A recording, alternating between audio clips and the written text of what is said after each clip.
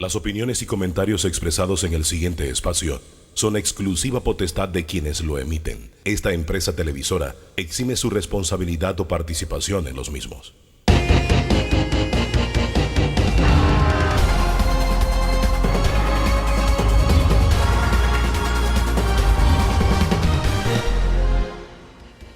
¿Qué tal? Muy buen día, bienvenido, bienvenida. Esto es Debate Abierto, el encuentro que tenemos dominical con el análisis, la opinión, las diferentes corrientes de pensamiento. Le proponemos a usted esta agenda hoy.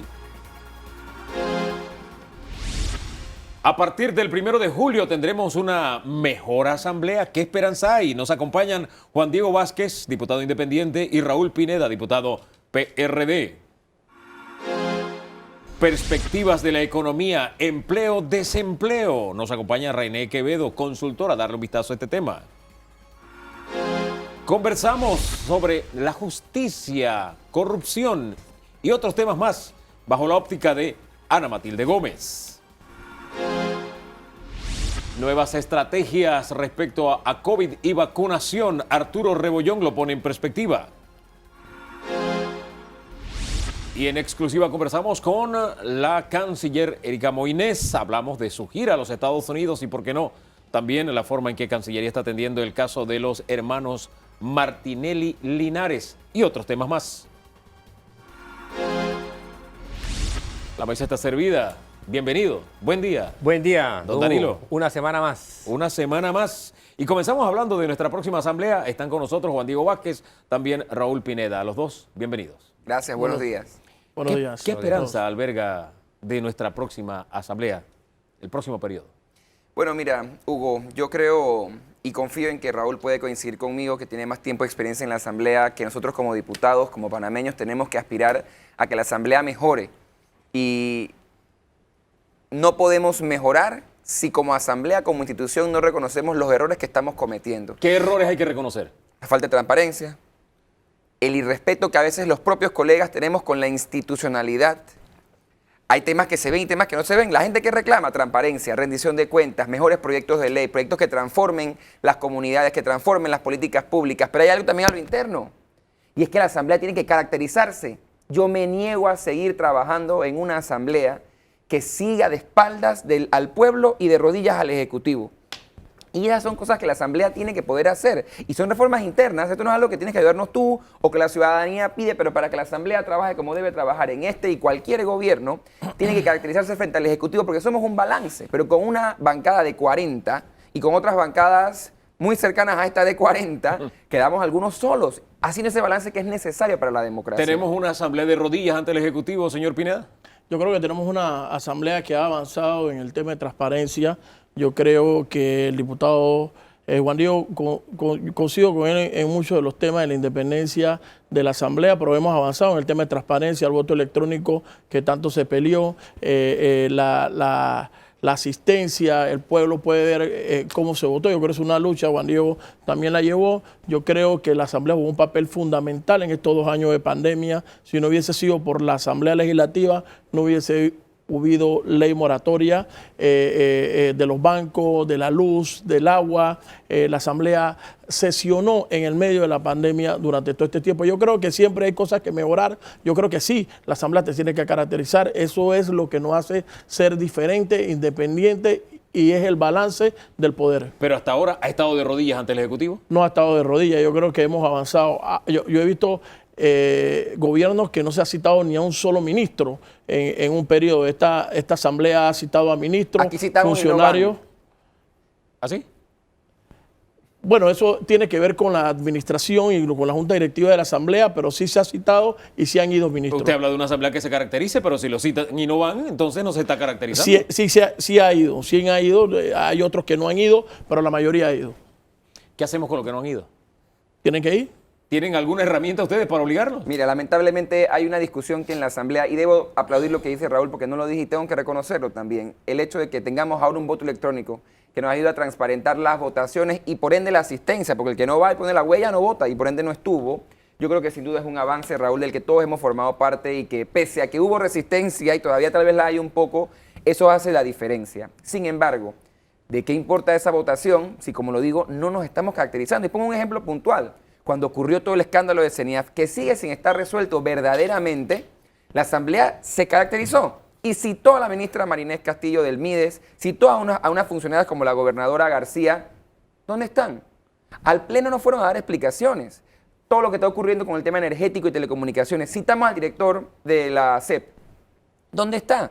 Con el tema de la minería, citamos a una serie de ministros como el ministro de Comercio. ¿Dónde está? Eso es claro. Citamos a los que podemos convenir, los que podemos hacer que se defiendan, como el día que fue el ministro Sucre, que qué bueno que haya ido a la Asamblea y no le pasó nada malo al ministro Sucre, pero llevan una batallada de gente como si la Asamblea fuese a atacar con un tema de balance. Porque Raúl sabe algo. Las preguntas que yo hago en la Asamblea, las preguntas que él también hace, porque es un diputado beligerante, son las preguntas que a nosotros nos hace la gente en San Miguelito. Y tienen que ser respondidas. Pero un gobierno que no tiene balance, para mí ni siquiera es un gobierno como tal. ¿De qué sirve entonces una citación si no hay resultados, Yo señor creo que son diputado? casos específicos que ha mencionado el diputado Juan Diego y que coincido con él de que los ministros deben de ir a la citación, porque realmente se quitan el problema, aclaran a la ciudadanía, porque hay muchas dudas, hay muchas cosas que se dicen que no son ciertas y que ellos tienen ahí una oportunidad de decirle al pueblo panameño esto se está haciendo de esta forma, de esta forma y de esta forma. Yo creo que muchas de las cosas que traen esas dudas es no compadecer a la Asamblea. Me ha dicho 2 veces, yo coincido con Juan Diego. ¿Qué es lo que pasa? ¿Es porque vienen de San Miguelito los dos o se está contagiando de independencia? No, Ojalá yo creo que sea que, la segunda. yo creo, o de PRD. Puede ser. Puede ser. Yo no tengo la de Pfizer, pero tengo la de PRD puesta de que no me puedo contagiar de Es eso. inmune al PRD. No, yo creo que la Asamblea, esta es una Asamblea, y bueno, Raúl ha estado más tiempo en la Asamblea que yo, pero pese a que yo me siento pertenecer a una bancada que ha podido decir, y mira, yo puedo decir, oye, el gobierno ha hecho estas cosas bien, lo hemos hecho, pero está haciendo estas mal. ¿Qué pasa? Yo creo que el líder de Raúl, el líder del PRD, ¿qué decía? Díganme lo malo que lo bueno ya lo sé. Entonces, ¿para qué yo voy a invertir más tiempo del que muy bien invierten a veces los colegas del diputado Pineda que son muy buenos para adular al gobierno en lo bueno y en lo malo? Yo creo que lo bueno es poner las cosas en perspectiva. Entonces, una asamblea cordial en la que nos podemos entender. Raúl es parte de muchas comisiones, es presidente de algunas otras. Hemos trabajado en comisiones en conjunto. Si no hay entendimiento político, pese a las diferencias que tenemos a nivel del San Miguelito, porque fuimos contendores, a nivel de país, porque tenemos que ver las cosas de manera distinta. Y eso no está bien. Allá tenemos que avanzar a una política real. No me dijo la frase completa. Usted dijo que está en muchas comisiones en las que no está la controla. Eso me lo dijo fuera del aire. Acá al aire no me lo digo. Don Danilo. Bien, tenemos 2 diputados del mismo circuito representando posiciones distintas. Pero a mí me llama la atención los resultados, porque al fin y al cabo a los diputados se les puede juzgar por 3 cosas.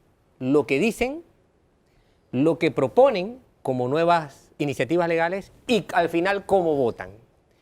Si es por lo que dicen, el gobierno ha tenido su principal opositor en el PRD. Porque yo no he visto en el lenguaje de un opositor el calibre de los términos que han utilizado. Es más, creo que la oposición, aparte del diputado Juan Diego, ha sido crítica, pero no ofensiva. Y yo he visto ofensa dentro del PRD, dentro de la representación de diputados del PRD. Segundo, hay posiciones críticas que no vienen de los partidos orgánicos, vienen más bien de los que no tienen partido, muy críticas. Y eso me llama la atención, porque eso como que le ha dado realmente un ambiente de tranquilidad a la bancada mayoritaria. Han tenido el ambiente. Y por otro lado, yo leo coincidencias. ¿Por qué hay tantas coincidencias? A pesar del discurso. Pero hay coincidencia porque pensamos igual, hay muchas cosas que nos unen más que nos desunen. Nosotros queremos lo mejor para Panamá, nosotros queremos un país transparente también, nosotros queremos una asamblea, yo lo he dicho, yo me he parado en la asamblea en contra de posiciones del Ejecutivo porque queremos que la asamblea sea lo que debe ser, que tiene que tener un órgano independiente, pero cuando nosotros somos críticos en el tema mío del PRD, no, lo que pasa es que el gobierno tiene sus enemigos dentro de la fila. No es cierto.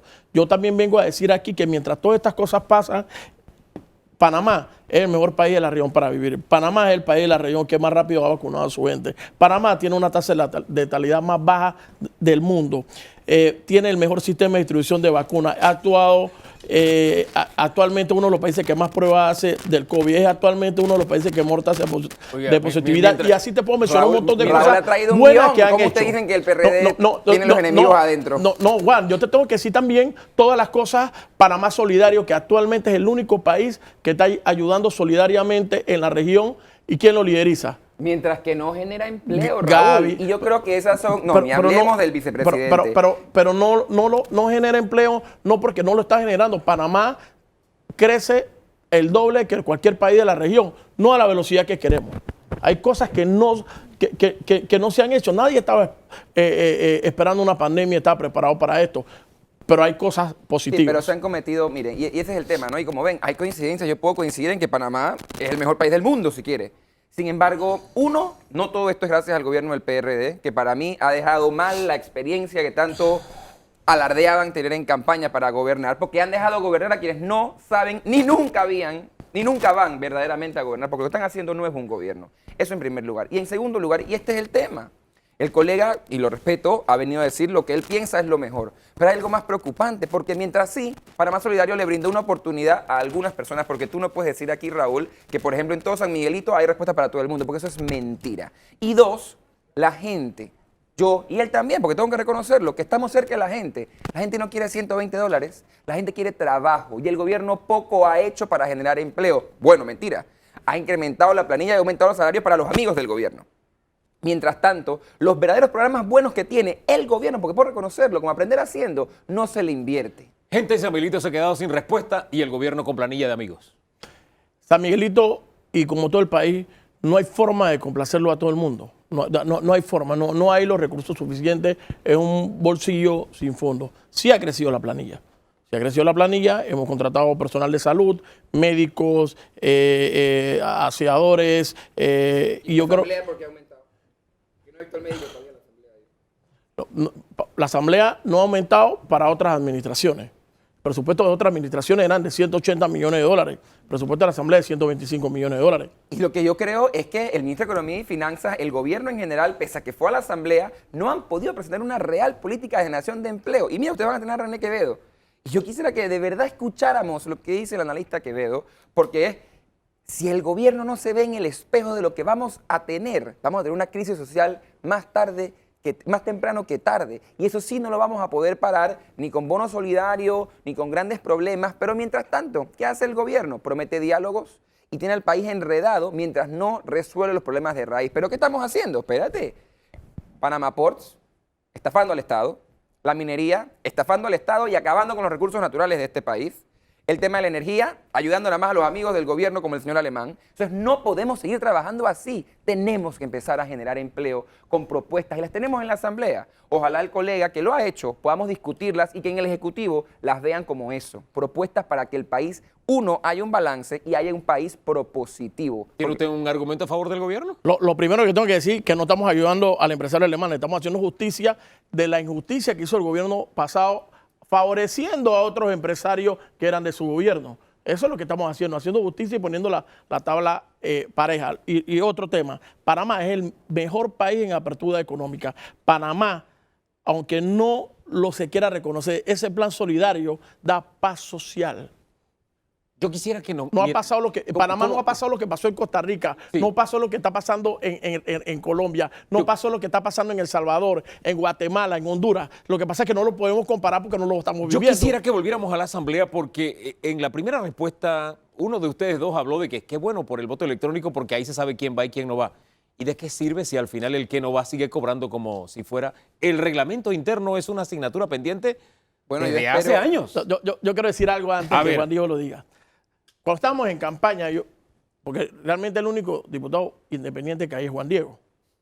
Hay una bancada de libre postulación, Ajá. pero el único independiente es él. ¿Y los otros cuatro? Dependen de poderes económicos Colega. y colegas Colega, dependen colega. De muchos. Yo creo que nada más hay 3 de la bancada, los otros Pero esa no no fue la estoy seguro. pregunta, colega. Pero pero tengo que decirlo, pero voy a esto. En campaña decíamos, el que no va a trabajar al pleno se le descuente. Pero hoy Juan lo puede certificar que muchas de las comisiones coinciden con el pleno. Juan es uno de los que yo voy correteando por todas con la hora del pleno. Muchas de las comisiones son fuera de la asamblea. Yo también consigo que el que no vaya a trabajar que se le descuente. Pero no todo el trabajo es el pleno. o sea, Pero es un asunto de planificación, nada más de gerenciar la no, Asamblea de una forma distinta. no El necesariamente. reglamento hoy establece que tiene que haber una comunicación directa entre el presidente de comisión y el secretario para poder adecuar. Yo solo dije, ahora que vamos a arrancar en julio, digamos al próximo presidente de la Asamblea, oye, vamos a ponernos de acuerdo. Economía y finanzas, presupuesto, gobierno, estos días a esta hora. Y el diputado ya sabe, oye, yo puedo estar en esta, pero en esta no porque me coincide. Y lo que dice Raúl puede ser cierto, porque sí, yo soy testigo y he tenido que correr de un lado a otro entre una comisión y otra y el pleno. Sin embargo, es mentira, Raúl, que la mayoría de los colegas que faltan están en comisiones. Yo puedo decir que tú estás en presupuesto, que estás en economía, pero hablo tú por mí. sabes, bueno, es que él sabe que los colegas faltan. Ahora, ese nada más es un síntoma. El tema es el reglamento interno. ¿Va en este periodo o no va? Juan ¿Qué ven Diego lo ha ustedes? empujado desde antes de ser diputado. Lo que espero es que el colega Raúl, que es un líder dentro de la bancada del PRD, nos ayude a empujarlo. Totalmente. Yo voté a favor para que fuera segundo debate, el reglamento cierto. interno. Yo voté a favor para que... Yo creo que siempre hay que avanzar en el tema de transparencia. Siempre hay que avanzar en el tema de rendir cuentas. Yo creo que en eso coincidimos. Eso hay que hacerlo, hay que discutirlo. ¿Cuál es el sello que deja el señor Castillero de estas dos presidencias? Comencemos con usted. Conmigo. Claro. Mira, el presidente Castillero, como todos sus antecesores, desde Bebi Valderrama que yo recuerde, Bebi, Rubén, Yanivel, ahora Marcos, han prometido cambios al reglamento.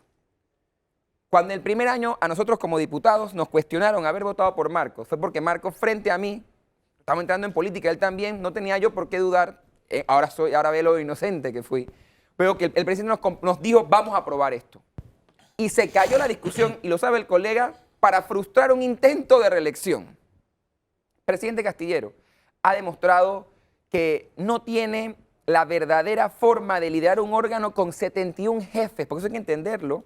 En la Asamblea hay 71 cabezas que, pese a que hay bancadas de 35 diputados, no piensan igual. Y mientras la Asamblea no pueda trabajar, pese a las diferencias que tenemos, en una dirección marcada, no lo hemos podido ¿Qué hacer. sello deja el señor Castillero?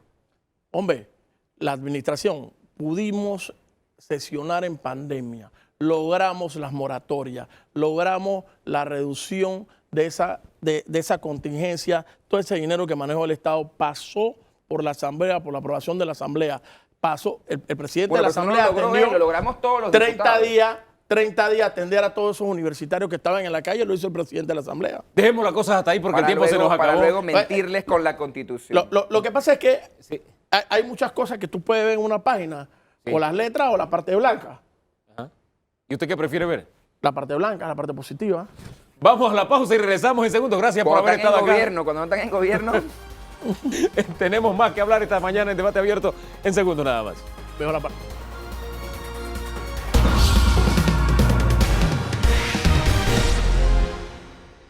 Estamos de regreso en Debate Abierto. Vamos a hablar ahora un poco de economía, centrado más que nada en el tema empleo o desempleo, como usted quiera ver, el vaso medio lleno, medio vacío, en fin, vamos a hablar del tema. Está René Quevedo, él es consultor.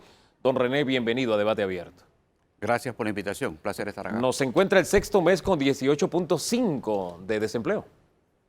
Supuestamente. ¿Por qué Sí. supuestamente? A ver, yo creo, y es mi estimación, tenemos que utilizar las cifras reales y las cifras oficiales, pero el desempleo está un poquito por encima de eso, más alrededor del 20%. Se va a mantener así, particularmente en el primer semestre, irá mejorando poco a poco. Y nada más hay que mirar que el sector privado perdió el año pasado 37% de sus empleos formales, lo cual es consistente con una 40% de reducción de los ingresos de la Caja del Seguro Social. Y vimos una estadística de MIBUS del mes pasado que anuncia que el tráfico es 43% de lo que era en el 2019. Esto quiere decir que efectivamente el impacto laboral está alrededor de esa cifra. Toda esa gente que ha sido cesada, que no tiene trabajo en este momento, ¿a qué se está dedicando? Informalidad, básicamente. Panamá genera principalmente empleo informal. En los últimos 10 años, el 92% de todos los empleos que se han generado en el país han sido informales. Y el otro 8% ha sido el resultado de aumentos de la planilla estatal. Si no hubiera habido aumentos en la planilla estatal, el desempleo sería 25% y no 18%. Entonces, los aumentos en la planilla estatal están, de alguna manera, nublando la verdadera capacidad de la economía para generar empleo formal. Tenemos un colapso del empleo formal. Los trabajadores del sector privado, los trabajadores formales del sector privado eran 53% de todos los empleos en el 2013. En el 2020 eran 33, o sea, tuvieron una caída de 20 puntos en 7 años. Entonces, en realidad lo que tenemos es una severa crisis de empleo formal. Hoy 2 de cada 3 trabajadores son informales y funcionarios. Eso no es sostenible. Entonces, creo que es un tema que tenemos que abordar. Eso no es sostenible. El gobierno ha respondido con algunas iniciativas como esta semana un gran proyecto en Colón, eléctrico, Gatún, 3.000 empleos, dice, se va a generar ahí. También línea 3 del metro, la extensión de la línea 1 del metro, entre otras obras. ¿Es suficiente? ¿Está generando empleos o todavía estamos viendo las cosas en papel? O sea, no, todo eso ayuda, pero no podemos olvidar que el año pasado perdimos 289.000 empleos, ¿okay? Y la planilla estatal aumentó. O sea, ayuda, definitivamente. El problema que yo estoy viendo acá es que los sectores que han generado los empleos, 2 de cada 3 empleos en los últimos 30 años, no van a ser los que van a generar los empleos en los próximos años. ¿Dónde se van a generar los empleos entonces? ¿Dónde tenemos la esperanza? Bien, a ver, yo creo que el gobierno está buscando, hay que diversificar la economía, el gobierno está atrayendo inversión extranjera, está hablando de la minería, está hablando de la energía, ¿okay? Está hablando de traer los nómadas digitales, etcétera, etcétera. Yo creo que es un conjunto de cosas. Yo creo que el gran problema, no olvidemos que 4 de cada 5 personas que perdieron sus empleos hoy ganaban menos de $750 mensuales y tenían menos de 11 años de escolaridad, ¿okay? Esa gente es la que está desempleada, la que ha quedado cesante. Tenemos que buscarle una solución a esa gente. Entonces, yo no sorprendo a nadie si digo que va a ser muy difícil rescatar el futuro de la Caja del Seguro Social si no rescatamos la generación de empleo formal, ¿okay? Por otro lado, tampoco voy a sorprender a nadie si digo que no vamos a crear una mayor igualdad social si solamente generamos empleo informal. Entonces creo que son temas que tenemos que abordar. Definitivamente, como no tenemos la varita mágica, ya sabemos que construcción, comercio, logística, industria, agricultura y turismo no van a ser los generadores de 2 de cada 3 empleos en los últimos años, en los próximos años. Hay que evaluar entonces, hay que comenzar a ensayar. Quizás no vendrán los grandes motores, vendrán poquito a poco y yo creo que eso es lo que va a ocurrir. ¿Okay? Hay un diálogo entre la empresa privada y el gobierno. Hay 45 puntos en los que están tratando de echar a andar la economía, la reactivación de la economía se habla. ¿Hay algo de eso en el horizonte que nos va de verdad a impulsar la economía sí. en este momento o simplemente estamos sentados conversando? 80% de todos los empleos directos que se van a generar producto de esas 47 iniciativas vendrán del sector agrícola y agroindustrial. De tal manera que la agroexportación va a ser un protagonista, ¿okay? Todo lo que tiene que ver con agricultura y alimentación, y lo cual tiene todo el sentido del mundo, estamos hablando de seguridad alimentaria. El tema es que la mayoría de los empleos en industria y agricultura son informales, ¿okay? Que entonces tenemos que abordar, tenemos un colapso del empleo formal y tenemos que buscar en este análisis de los próximos sectores cuáles son las industrias que generan más empleo formal. Máxime que de estos sectores, comercio, 47% de informalidad, construcción, 60% de informalidad, industria, 60%, logística, 60%. Entonces, tenemos que realmente pensar con las cifras en la mano realmente cuál debe ser ese diseño de esa política laboral. Mire, usted ha usado la frase tenemos un colapso del empleo formal 2 veces en la conversación que llevamos, en los minutos que llevamos. Así es. Y habló del aumento de la informalidad. También planteó que la economía, su recuperación va de la mano con la recuperación de la Caja de Seguro Social. Uno de los aspectos es cómo se hace para que los independientes, que son los informales en gran medida, se sumen a la caja. ¿Realmente para el informal hay algún atractivo en este momento para sumarse a la Caja de Seguro Social y rescatarla? Sí, bueno, yo creo que primero tenemos que aclarar quiénes son los informales. A ver, que los informales son, 1, los empleados sin contrato laboral, ¿okay? 2, los independientes, aunque coticen a la Caja de Seguro Social y paguen impuestos. Yo soy informal, ¿okay? Y tengo 25 años con mi empresa de consultoría. 3, los patronos con menos de 5 trabajadores, las empleadas domésticas y los trabajadores familiares. Este sector es el motor del empleo en el país y lo va a seguir siendo, ¿okay? Entonces yo creo que es importante que sí, solamente el 15% de los informales cotiza la Caja del Seguro Social. Tenemos que buscar mecanismos para incorporarlos, ¿okay? Pero el problema es que nosotros visualizamos la informalidad y el emprendimiento como buhoneros extranjeros. En el año 2019, antes de la pandemia, se generaron 52.040 empleos en la economía, todos informales. 72% de esos empleos fueron profesionales universitarios con más de 50 años de edad, ¿okay? Que están emprendiendo. Entonces, aquella idea de que el informal es de emprendimiento de subsistencia no es sustentado por la cifra. Entonces creo que tenemos que entender que allí está el motor del empleo, está en la clase media, en el profesional informal, ¿okay? Que va a echar adelante y que ha venido echando adelante la economía. Hay informalidad de saco y corbata, eso es lo que nos plantea usted. Total, es que principalmente es de saco de corbata. Y es motor de la economía. Don Danilo. Sí, hay varias preguntas para don René aquí. Don René, en promedio, ¿cuál es la cantidad de empleos nuevos del ámbito formal que el país ha estado produciendo en la última década, cada año? Sí, ha venido cayendo, ¿okay? En la última década, por ejemplo, en los últimos 5 años, el sector privado perdió 13.000 empleos, ¿okay? Ha venido cayendo. En la última década, ¿okay? 2010-2020, el empleo privado asalariado cayó 24%, el número de funcionarios aumentó 61% y el número de informales aumentó 62%.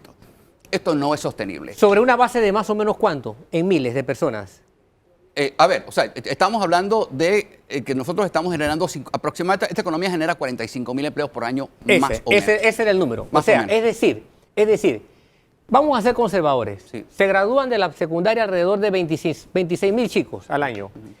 Si nosotros tuviésemos para el próximo año una recuperación de 40.000 empleos, Sí. en realidad no habíamos aportado nada entonces, Es porque correcto. con lo nuevo la suma es cero. Total. No, te doy más cifras. En la última década, de 2008 al 2018, el Estado invirtió más de 15.500 millones de dólares en educación. Sin embargo, los jóvenes menores de 30 años obtenían 1 de cada 4 empleos hace 10 años. ¿Okay? En el 2019, antes de la pandemia, obtuvieron 1 de cada 27 nuevos empleos. ¿Okay? De hecho, nuestras universidades graduaron a 32.709 jóvenes en el 2018 y solamente 1.957 encontraron empleo en el 2019 antes de la pandemia. Antes de la pandemia ya teníamos la peor crisis de empleo juvenil de la historia. Es un tema que tenemos que abordar, pero insisto, va a ser muy difícil crear una mayor igualdad si no generamos empleo formal. Fíjese que usted habla de igualdad y tocó el tema de la educación. Sí. Y tenemos en este momento una generación que prácticamente va a tener 2 años. Si estábamos rezagados en educación, hay que sumarle entonces estos Sí. 2 años o restarle estos 2 años. ¿Qué tan competitiva va a ser esta generación con estos 2 años de pandemia? Bien, bueno, yo creo que no es terriblemente complicado responder esa pregunta. ¿Okay? El futuro del empleo es digital. ¿Okay? Y aquí hay 30% de los jóvenes que no tienen, digamos, de la población panameña que no tiene acceso a Internet. ¿Okay? Entonces creo que es importante y a mí me preocupa muchísimo porque el promedio de escolaridad en la fuerza laboral panameña hoy es 11.5 años. O sea, hemos generado mucho empleo de baja escolaridad. Ese empleo de baja escolaridad, porque cada vez va a ser menor. Sin embargo, es un problema que tenemos a corto plazo. ¿Por qué? Volviendo a mi cifra anterior de 4 de cada 5 trabajadores que perdieron empleo ganaban menos de $750. Esto implica que es allí donde el bono solidario ha estado impactando y ha estado manteniendo algún, digamos, paz social de alguna manera, ¿ok? Y ese es un subsidio, ¿ok? Estamos pidiendo prestado para pagar ese subsidio y va a ser complicado quitarlo, ¿ok? O sea, tenemos que entender que estamos ante una coyuntura crítica y por eso es que creo que es el momento de sentarnos a hablar de la verdad es una sola, no hay dos verdades, y creo que tenemos que mirar las cifras realmente y ver de qué manera entre todos podemos salir adelante, ¿no? Cuando usted dice que va a ser complicado quitar el bono, ¿es que hay gente que se va a resistir a que le quiten el bono? No, es que probablemente detonaría una situación complicada en materia de conflictividad social. ¿Okay? O sea, estamos hablando de gente humilde que se quedó sin trabajo, sin fuentes de ingreso. ¿Okay? Y la única fuente de ingreso que tiene es el vale. O sea, Ahora, yo entiendo ese aspecto, pero hace unas semanas se me quedó grabado en la retina de la memoria un video donde un señor del área de PC decía, oye, qué lío conseguir un jornalero. Ajá. Están en su casa esperando que le llegue el bono y no quieren Sí. ir a trabajar.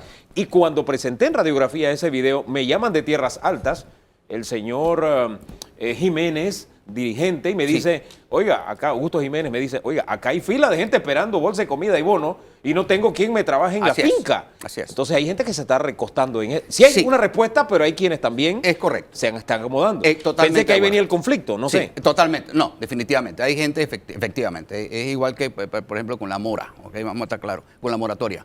Hay gente que está ganando y no está, o sea, no está pagando su compromiso. O sea, yo creo que hay excepciones definitivamente, pero sí, el tema de los subsidios en general que crea dependencia y tenemos que ir más hacia el empoderamiento para generar independencia. No, estamos en una situación complicada. Yo no planteo que tengo la solución y tengo más preguntas que respuestas, pero tenemos que abordar este tema sin una cuestión muy importante. Sin inversión privada no habrá generación de empleo. Entonces, lo que estamos viendo es que estamos creando una economía o una sociedad dependiente de las ayudas estatales que con una situación de alta precariedad financiera y alto endeudamiento. Estamos pidiendo prestado para pagar subsidios y pagar planilla. Entonces yo creo que tenemos que entender, esto no se va a solucionar este año ni el año que viene. Tenemos que sentarnos a analizar hacia dónde debe ir este país. ¿Y hasta cuándo es sostenible eso de pedir prestado para pagar planilla? Correcto, sí. ¿Hasta cuándo es? Yo creo que ya no es sostenible. O sea, vamos a estar claros. Entonces yo creo que por eso tenemos que ensayar, digamos, o analizar nuevos sectores, ¿ok? Obviamente hay un proceso, digamos, y todo el mundo tiene derecho a expresar sus opiniones, que si la minería, etcétera, etcétera. Pero creo que en este momento tenemos que analizar todo. Y la pregunta es cuántos empleos se van a generar y cuánto consumo va a generar, ¿ok? Yo creo que es importante porque el consumo me genera empleo inducido, ¿ok? Y es un tema que tenemos que analizar. Independientemente de las otras consideraciones, que si ambientales, etcétera, que está bien. O sea, yo insisto, estamos en un país libre.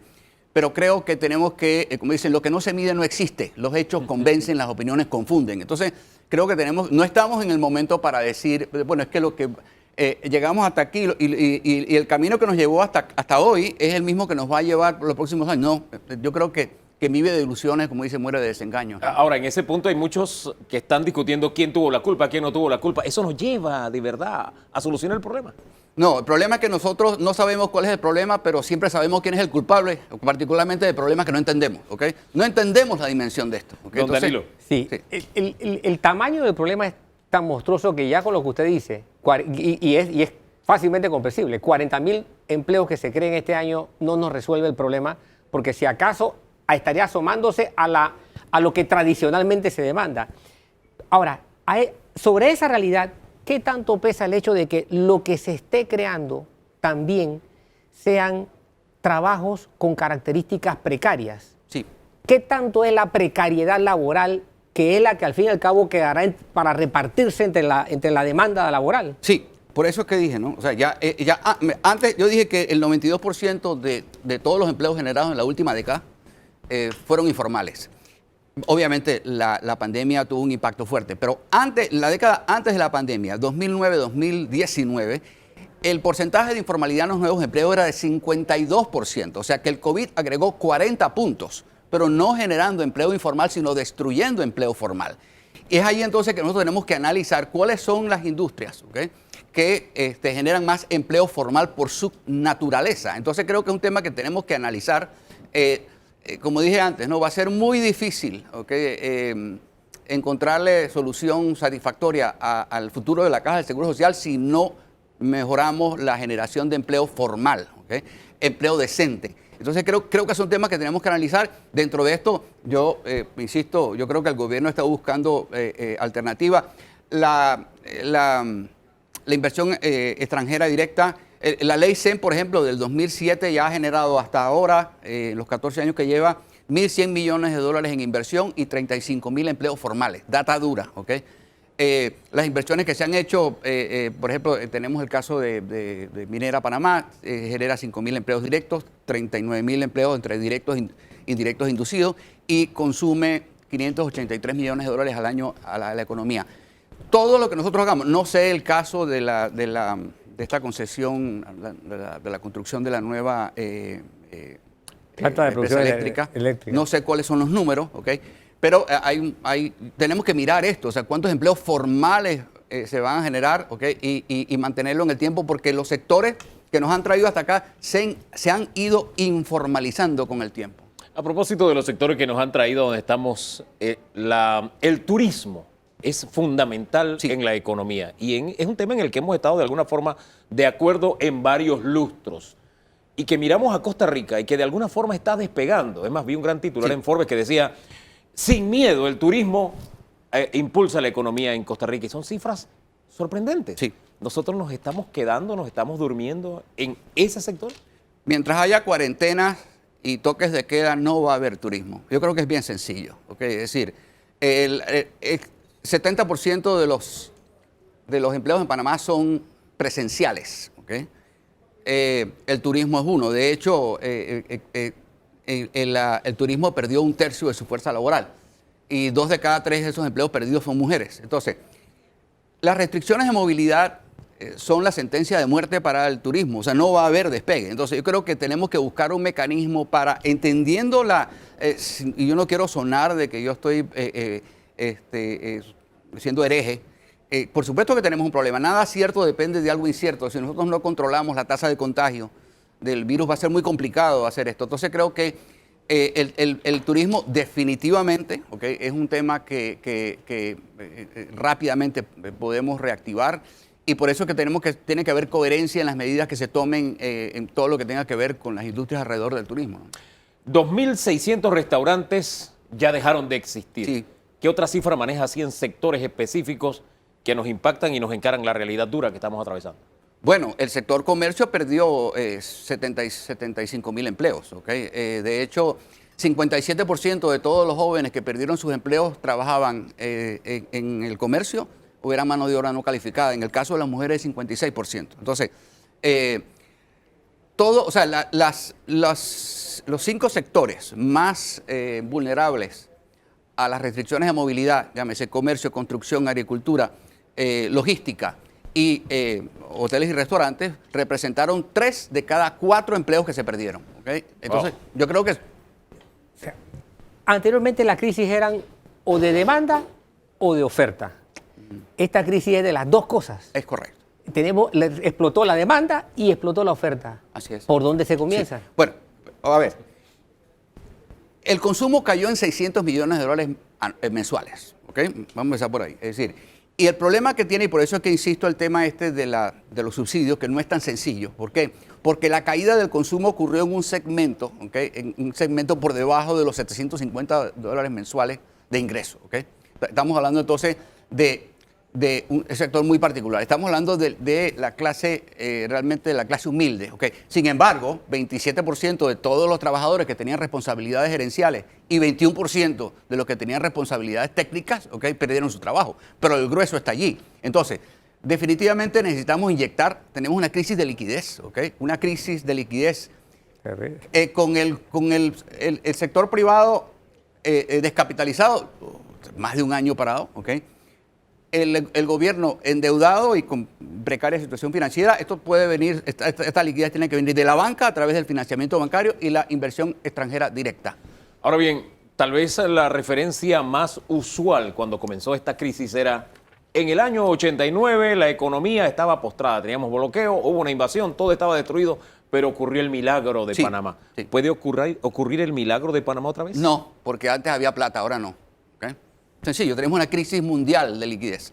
Panamá en aquella época era un tremendo negocio, ¿okay? Es decir, teníamos realmente todo un futuro por delante y se sabía exactamente cuáles eran las razones.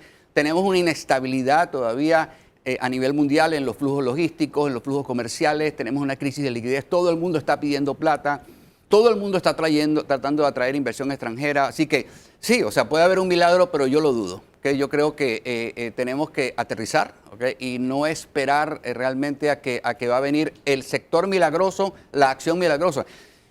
Va a ser un conjunto de cosas. La gente se habla, bueno, que la tecnología sí, perfecto, pero lamentablemente no estamos todavía preparados. Se habla, no, la tecnología.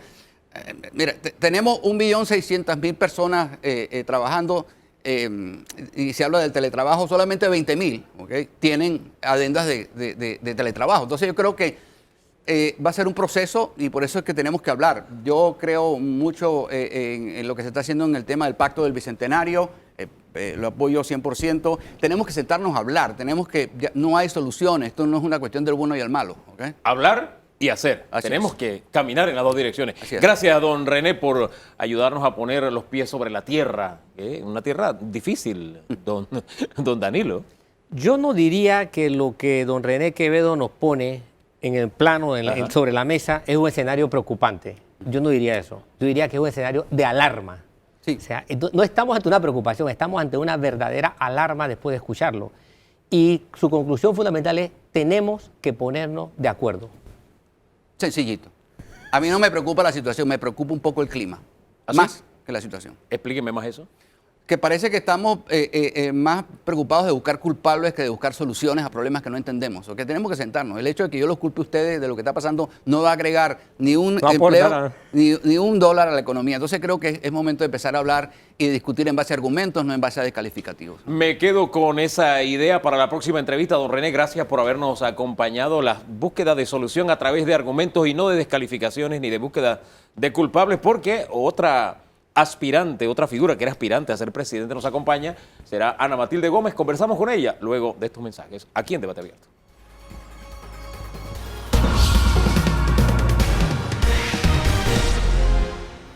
Conversamos ahora con Ana Matilde Gómez. Ella aspiró a ser presidenta de la República. Actualmente es decana de la Facultad de Derecho de la Universidad Santa María la Antigua. Buen día, bienvenida. Buenos días, Hugo, usted y también al licenciado Danilo Toro y a todos los que sintonizan Debate Abierto. En el segmento anterior hacíamos un balance de la situación económica a nivel de empleo que está viviendo Panamá. ¿Cuál es el pulso que usted tiene del país en este momento en esa materia, doña Ana Matilde? Bueno, no cabe la menor duda que hay una situación complicada como la están viviendo muchos otros países de la región, sobre todo porque a nosotros nos agarró ya en caída.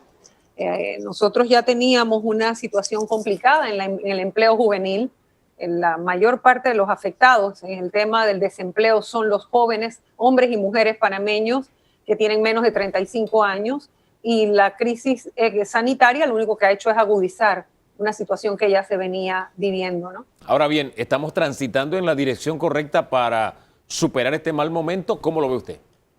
Pienso que no, en la medida que hay que generar más empleos de cara a la nueva realidad que se está viviendo. Hay una demanda de conocimientos en el área tecnológica que la educación no está supliendo para preparar ese recurso humano. Más bien el recurso humano está haciendo lo que puede, cada uno por su parte, para tratar de sobrevivir, y hay mucha migración hacia la informalidad.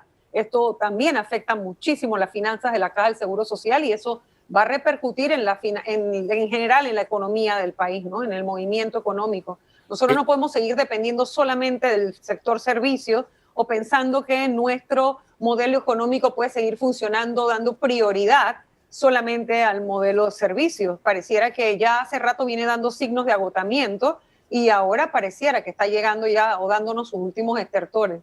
No estoy diciendo que vamos a dejar de ser un país abierto al comercio, etcétera. No estoy diciendo eso. Pero como hemos venido haciéndolo hasta ahora, pareciera que no va a ser suficiente para captar de vuelta toda la mano de obra que tiró afuera, todo el empleo que se perdió, y que los que se van a crear nuevos se van a crear sobre la base de una nueva visión tecnológica o la digitalización de las cosas. En tanto, una educación que comenzó lo que es la semipresencialidad, que ha traído un rezago con el tiempo y que en estos prácticamente 2 años de pandemia nos presenta una situación de mano de obra que estará preparada para enfrentar ese cambio del que usted habla. No, el problema es que los estudios ya demostraban que Panamá tenía un atraso anterior a la pandemia. Y yo quiero hacer allí el énfasis. El problema nuestro, con nuestro modelo, venía desde antes. La pandemia solamente nos lo ha enrostrado y lo ha agudizado. Así que hay que darle un golpe de timón, sí, a la formación de ese recurso humano y pensar también en la capacitación del recurso humano, no solamente en las profesiones tradicionales, sino capacitación del recurso humano para el empleo que se va a generar de cara a una nueva realidad. Y pienso que acometer esa tarea va a ser más fácil si la abordamos con honestidad en el sentido de que no todo el mundo quiere ir a la universidad ni todo el mundo quiere ir a hacer una carrera de 5 años. Y lo puedo decir, bueno, yo estoy en la academia ahora, lo puedo ver, los jóvenes, no todo el que entra a una carrera universitaria está pensando en seguir luego con una maestría y después con un doctorado y hacer toda una profundización en un área laboral. Quieren rápidamente empleo y no necesariamente las profesiones tradicionales son las que van a brindar esas oportunidades. Las autoridades están dando... Sí. Las autoridades están dando la respuesta que amerita la crisis en este momento en materia educativa. Tienen que seguir haciendo los correctivos y los cambios que tengan que hacer. Yo creo que todos lo podemos ver, ellos también. El sector educativo está lleno de expertos, así que yo creo que así como lo estamos observando desde las universidades, también lo estarán observando desde los que dirigen la nación, ¿no? ¿Qué producto está recibiendo, por ejemplo, la universidad de la que usted forma parte de esa educación? Bueno, es evidente que se traen deficiencias, queda demostrado cuando se hacen las pruebas iniciales o cuando hay que ubicar a los estudiantes o cuando los profesores empiezan a abordar temas en los primeros cursos, en los primeros niveles, en los primeros años, se dan cuenta en la redacción de los estudiantes y en la forma en que se comunican, que tienen muchas limitaciones para poder convertir las ideas en argumentos lógicos bien estructurados. Es decir, seguimos teniendo deficiencias en tema de español, en el tema del análisis, el análisis crítico, la posibilidad del razonamiento lógico, que el estudiante pueda, a partir de un hecho, traducir eso en una hipótesis, en el análisis del hecho para una hipótesis, para luego proponer una teoría de qué es lo que está pasando. Entonces, ese pensamiento lógico, ese análisis está retardando mucho y está trayendo como consecuencia jóvenes que a los 2 años de una carrera se dan cuenta que querían realmente otra. O sea, hace falta más orientación desde la salida de los niveles de la escuela secundaria. Don Danilo Toro. Aquí quisiéramos hacer un empate. Yo quisiera hacer un empate de lo que usted está planteando con el ambiente laboral al que usted pertenece, licenciada. Esa deficiencia que usted apunta podría estar en la base de la ausencia de un pensamiento crítico que a su vez hace que la justicia como ámbito básico, como ámbito del desempeño humano, sea tan cuestionada de manera creciente en nuestro país. ¿Hay relación entre la falencia educativa y lo que tenemos hoy en administración de justicia en Panamá? Es una variable que está presente, pero que no es unicausal. Realmente allí hay otra variable importantísima y es la de los valores, que es una crisis que transversalmente atraviesa toda la sociedad panameña, no solo el sistema educativo. Y es importantísimo porque cuando usted le da herramientas de pensamiento y de acción a un individuo, pero no le da herramientas de valores, no les da ética, no se complementa lo suficiente para ir a una sociedad a luchar contra, por ejemplo, la corrupción o contra los sistemas corruptos o perversos o todo lo que está torcido, sino que rápidamente se subsume o queda sometido a ese sistema de antivalores al que encuentra, en el que tiene que ejercer. Así que yo diría que ambas cosas, y fundamentalmente y principalmente la de los valores, que no se puede esperar llegar a la universidad para transmitirlo. El tema de los valores viene desde los primeros años de la infancia. Así que desde ese problema sistémico que tenemos también en la crisis de los núcleos familiares, de las familias disfuncionales, las familias que están padeciendo una serie de conflictos que pasan desde lo personal hasta lo económico, están afectando la educación de esos hijos que luego cuando entran a la escuela no reciben el reforzamiento en materia de derechos humanos, materia de valores, materia de solidaridad, del ambiente, etcétera, y que ya cuando los recibimos en la universidad tienen más o menos estructurada esa personalidad, esa columna vertebral, que es la que muy, muy difícilmente se endereza, aunque nosotros, por supuesto, en las universidades uno no se cansa de insistir y es parte de nuestra tarea, la formación integral del individuo, sobre todo nosotros, por ejemplo, en la Universidad Católica, la única universidad católica del país.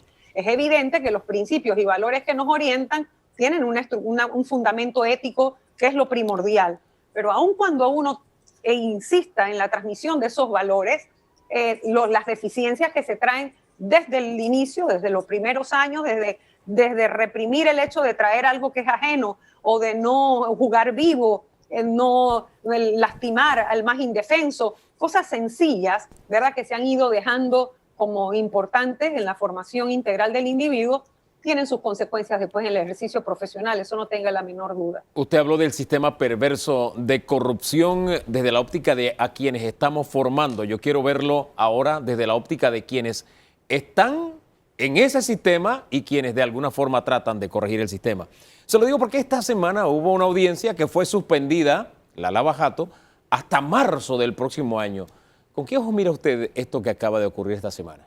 Sí, bueno, eso es lamentable y es parte del rezago que tiene el sistema. Es evidente que el comportamiento procesal de todas las partes intervinientes en un proceso es fundamental para el buen desarrollo de la administración de justicia. ¿Qué quiero decir con esto? Que no solamente es que los tribunales desahoguen y tengan fechas para las audiencias y suficiente personal para atender. No solamente es que el Ministerio Público esté preparado y asista a sus audiencias con la evidencia y todo lo que tiene que sustentar. Es que también los auxiliares de la justicia, en este caso los abogados, así como las partes, en este caso pudieran ser los imputados, los testigos, tengan un comportamiento procesal que sea adecuado para el buen rumbo de la justicia. Y uno pensaría, bueno, ¿por qué un abogado no se presenta a la audiencia? Y en ese sentido, hubo en este caso particular que estamos hablando de la audiencia suspendida, se nos ha dicho, se nos ha informado en los medios de comunicación que de los 4 abogados que se ausentaron, 2 presentaron excusas, certificados médicos, y 2 ni siquiera presentaron ninguna excusa. Entonces, también la conducta procesal proba es necesaria e importante para la buena marcha de la administración de justicia. Y son tácticas y prácticas que definitivamente el sistema debe censurar. Entiendo que estos 2 que no presentaron sus excusas fueron multados, fueron sancionados, y eso pues parece poco en un mundo en el que la gente a veces pregunta por delante cuánto es la multa y yo la pago, que es como los sistemas que en vez de premiar o incentivar las buenas prácticas, lo que hacen es vivir a partir de la sanción de las malas. Y pareciera que la sanción no resulta suficiente. No solamente eso, sino que si lo miramos frente a otros sistemas, cuando un abogado simplemente no se presenta o no tiene una excusa, en otros sistemas se le dice, si en 2 horas usted no tiene su abogado o si de aquí a mañana usted no tiene su abogado, el Estado le va a poner un defensor de oficio. Acá no, acá posponemos la audiencia prácticamente un año. Bueno, y el año no tiene que ver, sino más bien es con el volumen de trabajo que tiene que haber porque las audiencias ya están fijadas. Nosotros obviamente estamos muy pendientes de los casos de alto perfil, pero también hay una cantidad de ciudadanos esperando justicia que no tienen que ver con alto perfil y también congestionan el sistema. Bueno, no necesariamente es el caso de los del juzgado liquidador, pero evidentemente no hay fechas para no hay fechas libres en el calendario, que la fecha alterna, que se fija, casi siempre se fija junto con la fecha. Cuando se da la fecha principal, se establece la fecha alterna, y esto es lo que uno pensaría que es suficiente para que las partes estén preparadas y abogados sustitutos, que siempre los hay, que estén listos para actuar. En esa fecha alterna, siempre o casi siempre se toma la provisión en el sistema de advertir y designar que si para esa fecha no se presentan un abogado de oficio, va a atender el caso. Entonces, por lo general ya algunos abogados con una práctica que no es la mejor,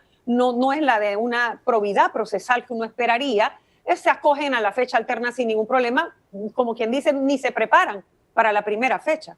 Hay quienes ven en el horizonte la posibilidad de prescripción en este caso. ¿Usted lo comparte? Bueno, yo esperaría que no, porque sinceramente Panamá necesita, a propósito de lo que usted estuvo conversando hace poco en el segmento anterior con el tema, o va a tocar en el día de hoy con el tema de las listas en las que Panamá ha sido incluida por distintas razones, pero entre una de ellas por señalarse como país no cooperador en el tema del combate a la prevención del blanqueo de capitales y la lucha contra el terrorismo y otros flagelos, realmente es por la falta de resultados a nivel de sentencias, porque si bien se han hecho esfuerzos en materia legislativa, en el sentido de que Panamá ha aprobado una serie de leyes para adecuarse a los estándares internacionales, que el Ministerio Público ha abierto una cantidad de investigaciones, si no hay sentencias, si no hay decisiones finales que pongan fin a esos procesos, Panamá seguirá siendo vista como un país no cooperador, además de las otras razones políticas y geopolíticas que puedan existir, ¿no? Don Danilo Toro. Cuando hablamos de justicia en Panamá, estamos pensando fundamentalmente en 2 grandes caracterizaciones. Una, lo largo, la lentitud del sistema, lo mucho que puede demorar el sistema. Y la otra, lo cercano o lejano que esté el sistema con respecto a la expectativa de la gente. La expectativa de la gente puede ser una, pero el sistema considera que pueda ser culpable o inocente alguien que la sociedad no lo considera así. A su criterio, estos son temas que deben ser sometidos a una revisión constitucional de fondo, de forma integral, pasajera. ¿Cómo debemos abordar esta disonancia que hay entre justicia y expectativas sociales? Bueno, lo primero que me gustaría decir, ya que usted lo está vinculando con el tema proceso constituyente y con la revisión constitucional de algunos temas, es que la mayoría de ellos no se encuentran en la Constitución. Muchos de ellos se encuentran en el comportamiento, en la cultura de la sociedad. Es decir, en las costumbres, la serie de costumbres y valores que la sociedad en un momento determinado está valorando o está aceptando como buenos. Por el otro lado, hay mucha materia que es legislativa, o sea, que es a nivel de leyes y no necesariamente la Constitución. Y están sujetas a cambios dentro de los mismos sistemas. Los operadores pueden tomar algunas previsiones en materia de ley, por decir un ejemplo, digitalización de más procesos. Tal vez en lo que sí tendríamos que ir al gran debate constitucional es que Panamá podría ya emigrar a un sistema, bueno, y cuidado, tal vez puede ser que sea legal también, mire, que volvamos más la justicia como es en el sistema anglosajón, por ejemplo. Hay casos que si desde el inicio se analiza que no hay una persona posible de imputar, no vamos a perder el tiempo investigando esto porque no vamos a llegar a nada. Y en el sistema, por ejemplo, en el de los Estados Unidos, la Corte Suprema solamente ve aquellos casos con los que va a sentar precedentes importantes que cambian la forma de interpretación de la justicia. Nosotros aquí llevamos prácticamente todo, no pasa por casi ningún colador. Entonces, esos debates sí ameritarían tal vez una reforma sustancial del sistema, incluyendo, por ejemplo, el debate constitucional de un tribunal, de un tribunal constitucional. No sé si me explico. Sí. O sea, que al analizar la configuración de nuestra Corte Suprema, nosotros de una vez por todas ya decidiéramos que en efecto todo lo que tiene que ver con garantías fundamentales como los habeas corpus o el tema de los amparos, nosotros tuviéramos un tribunal constitucional que fuera el que juzgara a magistrados y a diputados, por ejemplo, o a los procuradores, o sea, mirar ese mecanismo que de alguna manera pudiera dar algo de independencia para otro tipo de casos y soltar el sistema un poco también. Ahora, pero es un gran debate. Pero vuelvo al punto. El tema de la cultura, del comportamiento de los ciudadanos y esa afectación que gobiernos corruptos, cuando hay gestiones muy corruptas, y las hemos tenido, quinquenios muy corruptos, viene una generación entera de trastocamiento de los valores porque la crisis toca fondo, porque todo se trastoca, porque el mensaje a la juventud que estaba viendo esos administradores de su momento quedó lesionada y todas quedaron llenas, no todas, pero una mayoría queda impactada con ese apetito de dinero fácil. Y eso hace que haya una serie, por buenos años, un proceso hasta que vuelve a haber algo que rompe con la sociedad, que estremece la sociedad, y en este caso esperemos que sea nuestra juventud, y que digan, saben que esto no puede seguir por el rumbo que va porque es el país que nosotros vamos a recibir. Sí, para llegar al escenario del debate de qué queremos hacer con la justicia a nivel constitucional, primero hay que tener una constituyente y estamos en el estadio de colectar las firmas por parte principalmente de dos grupos. En uno está sociedad civil con algunos políticos tradicionales, pero en el otro grupo está los políticos tradicionales, los partidos tradicionales. De alguna forma los dos tienen que mostrar músculo político para recolectar las firmas. ¿Usted ve llegando a buen puerto esta iniciativa? Tal vez es muy anticipado para poder ser un augurio o poder uno ser ave de mal agüero. No quisiera ninguna de las dos, no, ni exageradamente emocionarme, ni tampoco ser una persona muy pesimista al respecto, porque yo creo en los procesos constituyentes. Por supuesto, mi preferencia no está en la paralela, por el sentido que hay que respetar a todos los que están en sus puestos y en periodos fijos, y uno pensaría que lo que queremos es limpiar, arrancar como de cero. Uno quisiera como decir, ¿saben qué? La corrupción ha hecho tanta mella en la gestión pública y eso ha impregnado tanto todas las instituciones del país que la crisis es tan grande que uno quisiera decirle, ¿saben qué? Váyanse todos para su casa, empecemos otra vez. Pero evidentemente eso no es tan fácil, uno lo sabe, pero lo que quiero resaltar es el cuidado que hay que tener con las expectativas que uno se hace respecto al proceso constituyente y al resultado del mismo. porque también hay mucha desconfianza respecto a si el proceso va a traer aquellos cambios que realmente nos merecemos, porque en la Constitución nuestra hay principios que son buenos, hay temas con una visión liberal que son un logro importante y que uno diría, a mí no me gustaría que eso cambiara, pero tenemos que ponernos en ese gran acuerdo y eso es lo que yo siento la sociedad tan fraccionada y a los políticos oportunistas tan metidos que uno diría, wow, realmente hay la conciencia, hay la convicción colectiva de que merecemos algunos cambios trascendentales que sin este proceso no los vamos a poder tener, porque obviamente los cambios más profundos no nos los van a dar quienes se están beneficiando de lo que han torcido en el sistema o de lo que está funcionando mal. Pero no, la verdad no tengo una respuesta hacia el futuro. Lo que tengo es la esperanza de que las juventudes a las que no se les puede negar el derecho que tienen de poder aspirar a una mejor sociedad, hagan lo que sientan que tienen que hacer, porque tampoco el no hacer nada es una opción. Y concluimos con selección de magistrados. Esta semana se instaló la comisión evaluadora. Los aspirantes tienen 10 días para presentar su documentación. Son 2 vacantes que quedarán en diciembre en la Corte Suprema de Justicia. ¿Qué expectativa tiene usted de la designación que vaya a hacer finalmente el presidente de la República? Sí, bueno, volvemos a lo mismo que cada vez que se dan las vacantes tenemos, ¿no? A veces nos llenamos de muchas expectativas. Sentimos, y en efecto lo es un gran logro, lo de la Comisión de Estado por la Justicia. Usted sabe que yo he participado en ella como Procuradora General de la Nación y luego como diputada de la República, como miembro de la Comisión de Credenciales en representación de la Asamblea. Y es un proceso que se lleva con bastante compromiso. Todos los que estaban allí sentados, en los momentos que me tocó a mí también hacerlo, uno siente un hálito de esperanza cuando los presidentes se autosometen. Recuerden que esto no es un cambio sustancial, esto es bien una voluntad del presidente, porque en la Constitución no está ese procedimiento de someterse al escrutinio. Ahora, con este proceso que tiene pues todo un trámite establecido, 10 días que se abrieron hoy para la presentación de documentos, 10 días calendarios que se llevan al centro de Llanos de Curundú, de la Procuraduría de la Administración, centro de capacitación. Luego vienen 25 días en los que todos los miembros hacen las entrevistas de aquellos que aspiran, pero finalmente viene una etapa en la que siempre está, bueno, desde que se inició esta práctica, y creo que no ha cambiado ahorita, lo mismo, ¿no? Uno no puede escoger, es decir, no se puede decir, señor presidente, recomendamos a esta persona o a esta otra, porque no es una facultad de la comisión.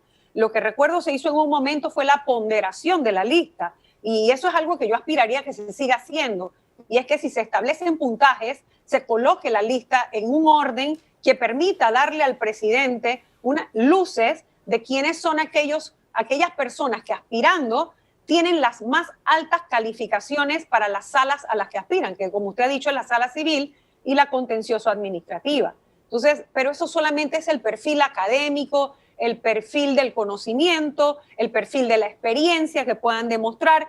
Yo me pregunto a veces si realmente las pruebas psicométricas pueden medir la independencia de una persona cuando ya la persona está frente al caso concreto. Y ahí es donde es importante que podamos tener la posibilidad de personas probadas frente a la tentación del poder, frente a una llamada, frente a la tentación del poder económico o del poder político, o simplemente la inclinación del conflicto de interés, que es algo que en este país está tan difícil de que lo terminen de entender. O sea, cuando usted tiene de por medio un conflicto de interés, la capacidad de despojarse de ese conflicto, o del caso, si no puede despojarse del conflicto, para poder de verdad dejar surgir a la justicia. Eso es lo que uno aspiraría en circunstancias como las que estamos, en las que en algunas ocasiones hemos tenido muchas sorpresas, ¿no? Dejemos las cosas hasta ahí por ahora. Gracias por conversar con Panamá. Que tenga buen día. Buenos días a ustedes. Muchas gracias por esta oportunidad. Ana Matilde Gómez, decana de la Facultad de Derecho, USMA. Don Danilo. Bueno, abordó distintos ámbitos, distintas aristas del área en que ella trabaja. Ella es docente y además es abogada y con opinión política conocida. Tocó lo que tiene que ver la relación que hay entre el mercado laboral y la educación. Se refirió también... Ese divorcio que hay, ¿no? Exacto, un divorcio, una distancia que hay entre lo que la universidad espera entre las competencias y habilidades con las que el joven que viene de secundaria deberá llegar y la universidad tiene que exigir o tiene que cultivar. Hay una distancia allí que no se ha salvado. También se refirió al hecho de que, además de las debilidades educativas, la necesidad de cultivar el pensamiento crítico y los valores es lo que podrá generar un cambio en la administración de justicia. Y eso es lo que tratamos de hacer cada domingo aquí cuando tenemos este encuentro de pensamientos e incluso de debates como este con el que comenzamos el programa el día de hoy. En eso del pensamiento crítico hay alguien que siempre tiene algo que apuntar respecto a las estrategias de salud. Hablaremos con el doctor Arturo Rebollón y la nueva estrategia que hay para evitar la quinta ola de COVID en Panamá, pero eso será luego de la pausa aquí en Debate Abierto.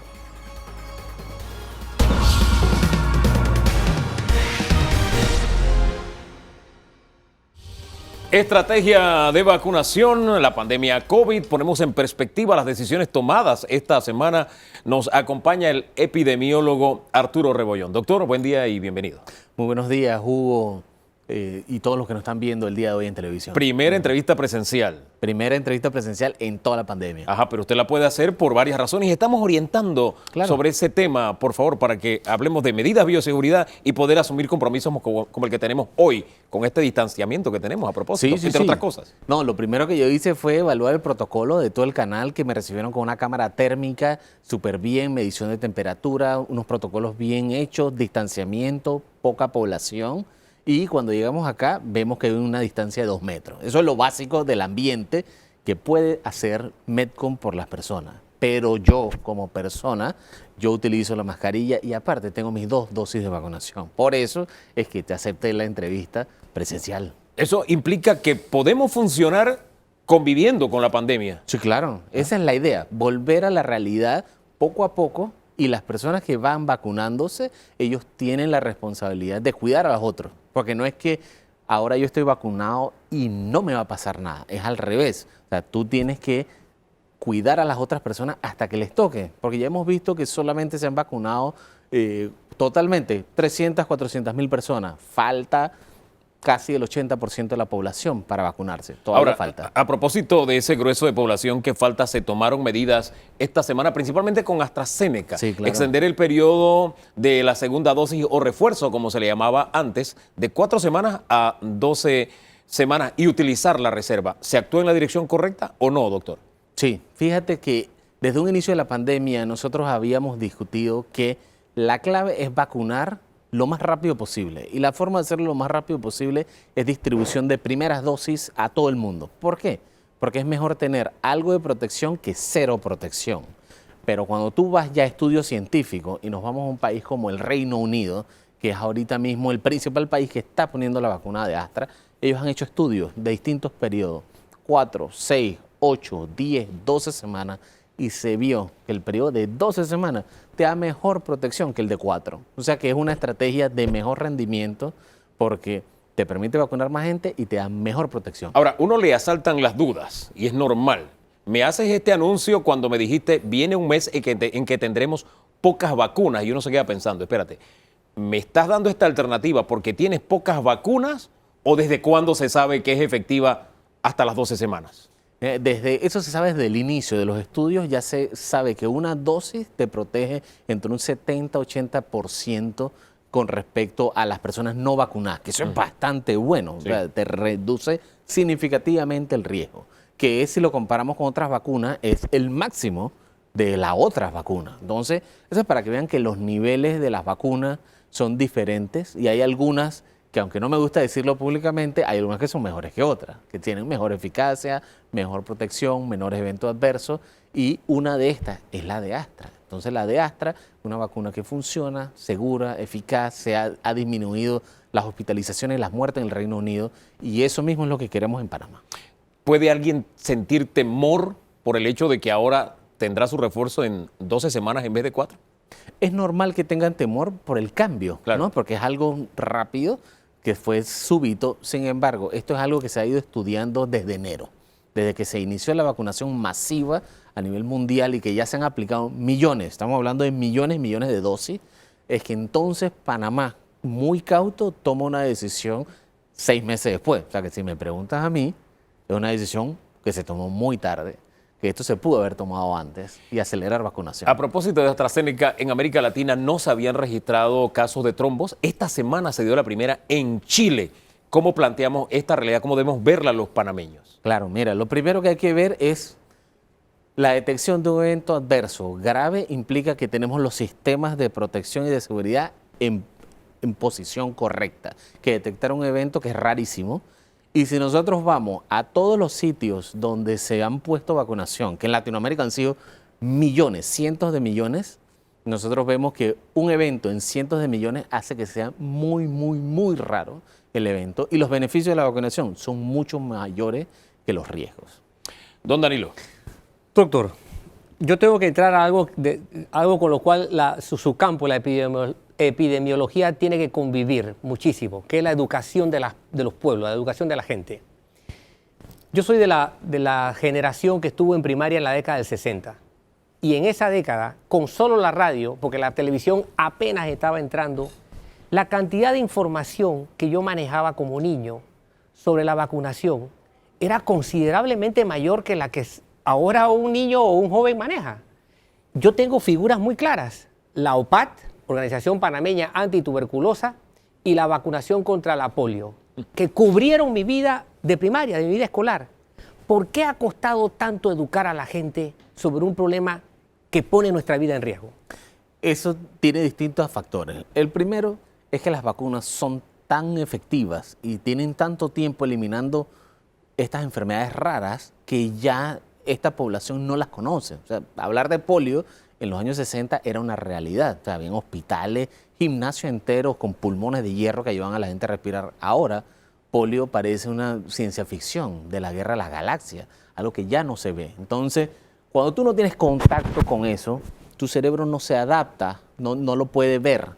Sin embargo, la realidad ahorita es que tenemos COVID, una enfermedad nueva, y el cerebro y la sociedad empieza a entender que esto es un problema grave. Después de un año, están entendiendo que en verdad es un problema grave porque país que no ha vacunado, país que acelera el número de muertes y hospitalizaciones. Entonces, esos cambios sociales toman más tiempo. En los años de los 60, eso tomó 10 a 20 años. Por eso es que está bien marcado en la población esa. Pero este año las personas han estado expuestas a una sobredosis de información en muy poco tiempo y es difícil asimilarlo. Y hay que añadir la sobredosis también de desinformación, porque Totalmente haciendo de acuerdo. memoria de lo que decía Danilo, en aquella época yo estaba en la escuela, te levantabas la manga, era como el galón de guerra, ya me vacunaron. Exacto. Bueno, ahora no necesariamente es así por esa avalancha de desinformación que hay, doctor. Claro, mira, la avalancha de información fue identificada desde muy temprano en la pandemia, porque al ser un virus nuevo, relativamente nuevo, la gente no sabía qué pensar. Sin embargo, el mundo ya conoce los coronavirus. Esta es la tercera pandemia que tenemos de coronavirus. Tuvimos el SARS-CoV-1 hace 10 años, después la del Medio Oriente y ahora. Entonces, esas dos pandemias anteriores nos ayudaron a desarrollar conocimiento de los virus, secuencias genéticas, identificación de plataformas de vacunas, que ya se habían desarrollado estudios de vacunas para eso. Y ahora solamente necesitamos el código genético de lo nuevo. Y adivinen, eso se sacó en un mes después de que se identificó. Entonces, la tecnología, 60 años después de, como me hablaba, de la vacunación del polio, hoy vemos que ha hecho Doctor, que todo no sea debió muy haber dicho rápido. eso. Doctor, también esta semana se detecta mucormicosis u hongo negro en México. Ya se había detectado un caso en Chile. ¿Cómo debemos mirar los panameños esta afección que no necesariamente es nueva?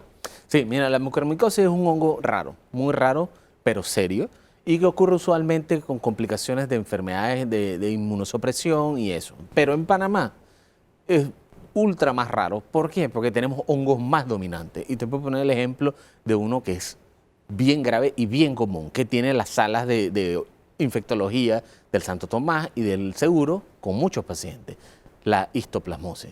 Entonces, por eso es que uno no oye estos hongos, porque la histoplasmosis es el hongo dominante en este país y ellos son los que ocupan muchísimas complicaciones. O sea, la histoplasmosis es un tratamiento que requiere hospitalización por un mes porque requiere tratamiento intravenoso y cuando sale necesitas tratamiento por un año.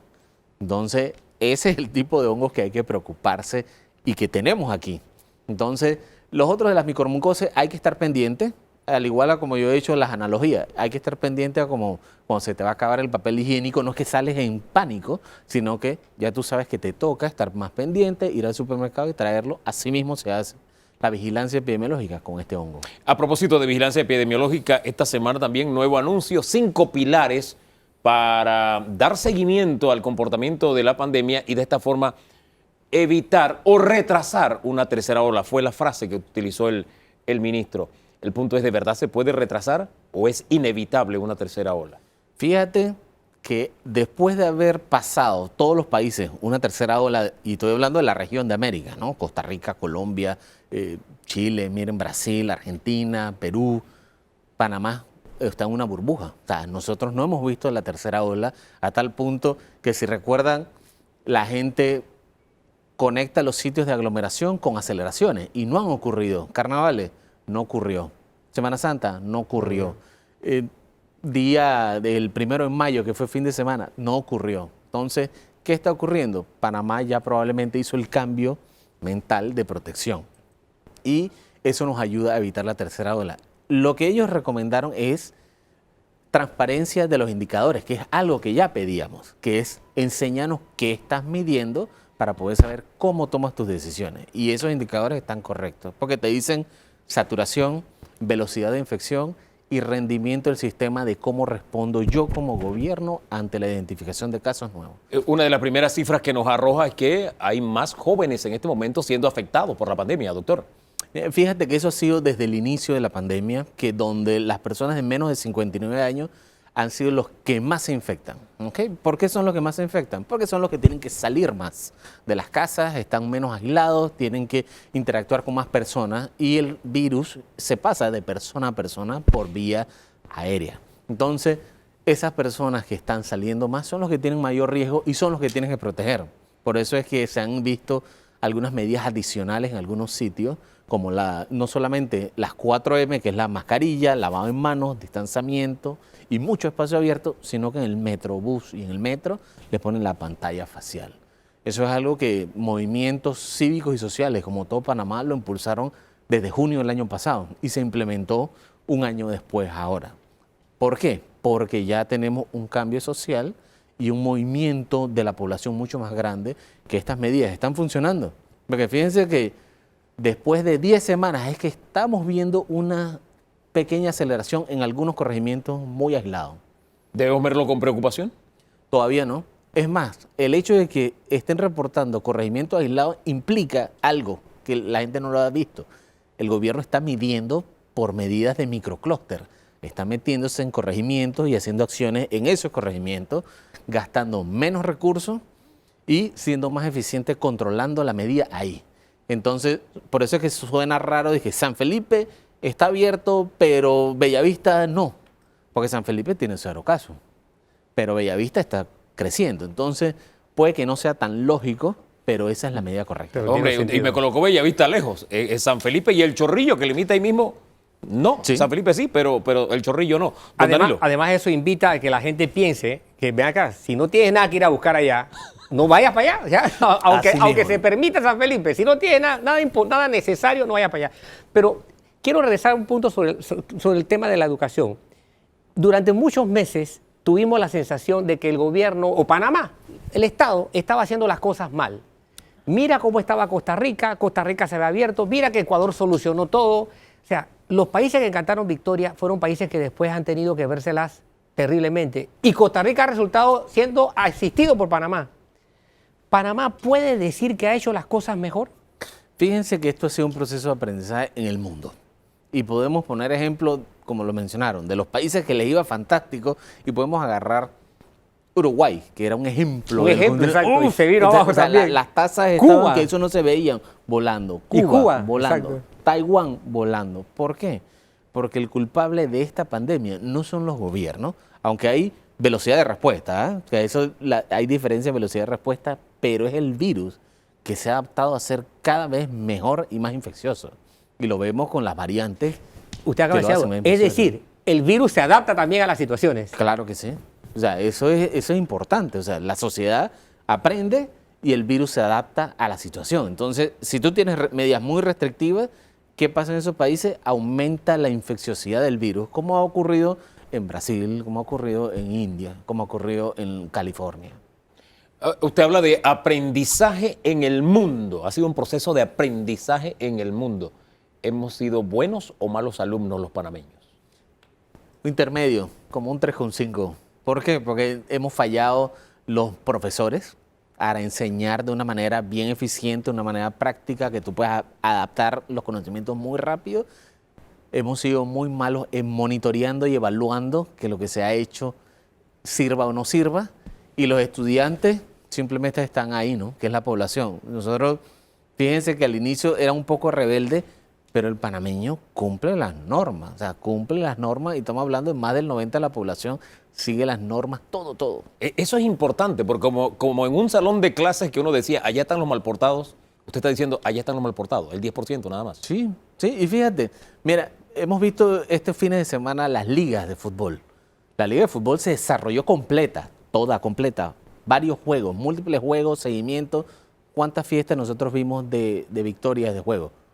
Una, que fue la final.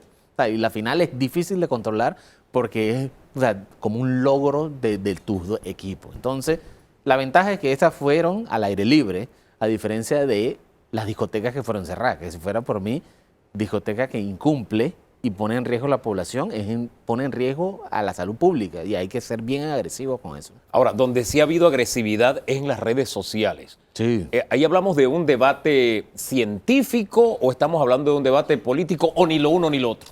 Es ni lo uno ni lo otro, porque tenemos a los científicos que hablamos muy técnicos y tenemos a la población que rechaza lo técnico y trae cuánta cadena se le ocurre y cuántos videos recibe. Entonces, yo he recibido videos de todo lo que se pueden imaginar en todos los chats, eso de las tías, de los familiares. Yo estoy en todos esos chats y me llegan así mismo. O sea, yo me entero de los fake news por mi propia familia. Entonces, ¿usted hizo la prueba de los imanes, por ejemplo? Ay, ¿ya? sí. ¿Se le pegó o no? No, o sea, que yo lo probé con todo, porque me mandaron de una vez los videos y yo me puse un cepillo, me puse un teléfono, me puse la cabeza de mi hija, dije, viste, se pega. Porque es que, de verdad, no tengo ni idea cómo sacan eso. ¿Eh? De verdad que se aprovechan de mi nobleza, diría el chavo. Adelante. Sí. Sí. Cuando esto comenzó, los primeros 2 meses, yo hacía un ejercicio de medición, de monitorear la data.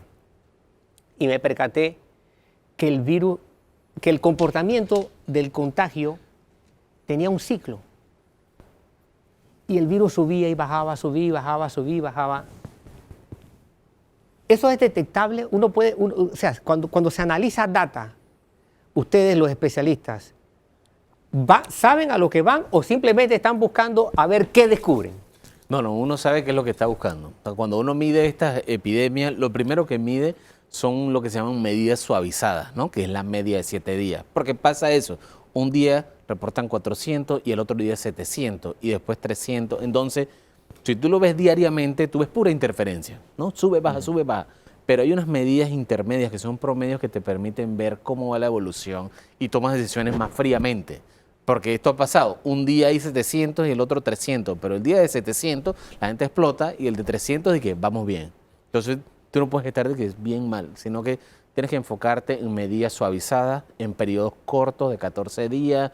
El RT, yo no soy fanático del RT porque ya sabemos cuál es el RT del virus. Yo tampoco. Va a crecer entre 10 y 50% si se deja soltar el virus rápidamente en el país, que para mí es un cálculo exagerado. Y si una semana tienes un poquito más de casos, tienes más RT. Fíjense a Gunayala, esta semana tuvo 80 casos, ¿no? 80 casos, que es la mitad que tuvo San Francisco, toda la comarca, y tiene un RT explosivo, ¿no? Además, el RT depende de la cantidad de información que se levante, mientras que el porcentaje de positividad no depende de eso. Exacto. O sea, son valores totalmente distintos. Y hubo un tiempo en que nos tuvimos fijazón con el RT y no con el porcentaje de positividad. Sí, eso tiene que manejarse combinado, no combinado. Ahora bien, yo le vuelvo a los malportados del salón. Hay quienes dicen mano dura con ellos. ¿Cuál es la solución allí? ¿Más educación? ¿Mano dura? ¿Qué hacemos? Tiene que ser un balance. Tiene que ser un balance donde el 90-10, 90% educación, pero educación de verdad, ¿eh? No de educación esa de nuestra época, el estilo socrático que yo sé y tú escuchas. No, tienen que ser procesos colaborativos y participativos con la comunidad. la comunidad selecciona qué mensaje le hace sentido y tú provocas el cambio de conducta. No es lo mismo un mensaje para Punta Pacífica que un mensaje para Canquintú, la comarca Nogle. Ellos utilizan distintos lenguajes, distintas palabras y el mensaje hay que segmentarlo. O sea que tenemos que mejorar muchísimo lo que es prevención y promoción de la salud, que eso hacía la cenicienta del sistema de salud histórico. Su estado de ánimo el día de hoy, optimista, preocupado, no sé, háblenos. Optimista. Nosotros nos mantenemos optimistas porque a pesar de que hay pocos corregimientos subiendo, nosotros vemos automáticamente la reacción de la población. Y la reacción de la población es, esos corregimientos disminuye la cantidad de gente circulando, automáticamente disminuye la movilidad de la gente en esos corregimientos, ya ocurre natural. Segundo, se aprietan los protocolos en los negocios, automáticamente, ya el MINSA no tiene que ir a decirlo. Se aceleran las vacunaciones, que eso es lo que estábamos hablando, que extiende la dosis. Se están sacando dosis para el interior, que también nos hacían falta, ¿no? Y eso te pone una visión optimista de que ya estamos finalmente, después de 15 meses de pandemia, un paso adelante del virus, finalmente. Doctor, gracias por haber estado esta mañana aquí en Debate Abierto. Le esperamos en una próxima ocasión, presencial. Primero Dios, sigamos en esta ruta de la presencialidad. Pero a propósito de más dosis, la canciller estuvo en Washington conversando con Pfizer precisamente sobre este tema de las vacunas. En exclusiva, conversamos con ella luego de la pausa.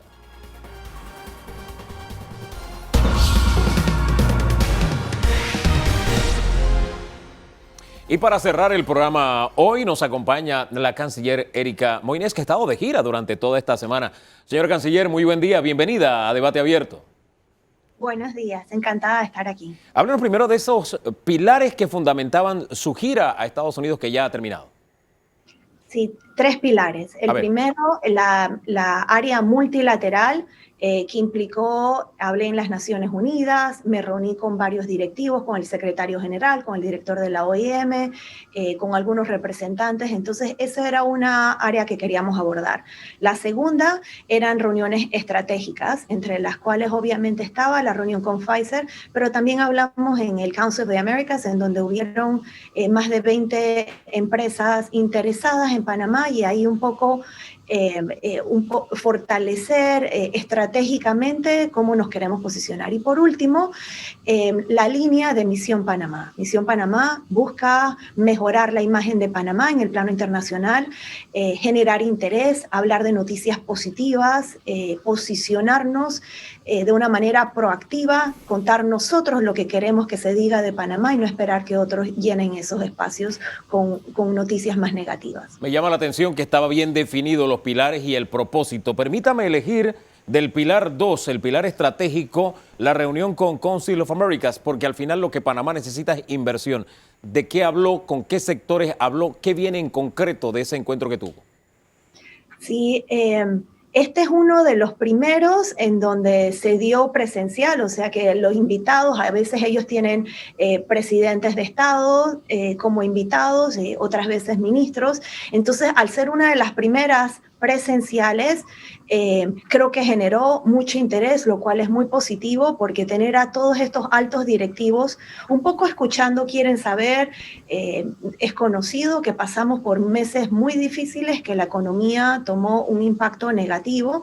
Entonces, poder decir de primera mano, estar aquí presente, contarles con datos específicos, explicarles del plan de vacunación de Panamá, darles esperanza, recordar que realmente los mercados financieros ya han tomado de una manera muy positiva cada vez que Panamá ha salido a los mercados, tanto del lado privado como el público. Entonces, decir, nosotros somos el socio estratégico. ¿Hay algo que en el horizonte suene a proyectos realizables, algo que traiga usted en el portafolio de ese encuentro con todos estos sectores?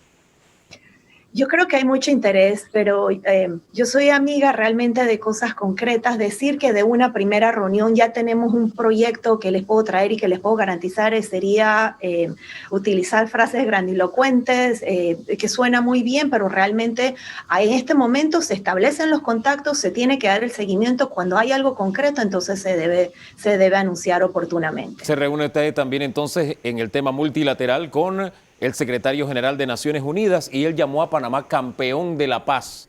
Así llamó a Panamá. Y Panamá presenta pone sobre la mesa la diplomacia de las vacunas para hablar para hablar del caso Venezuela específicamente.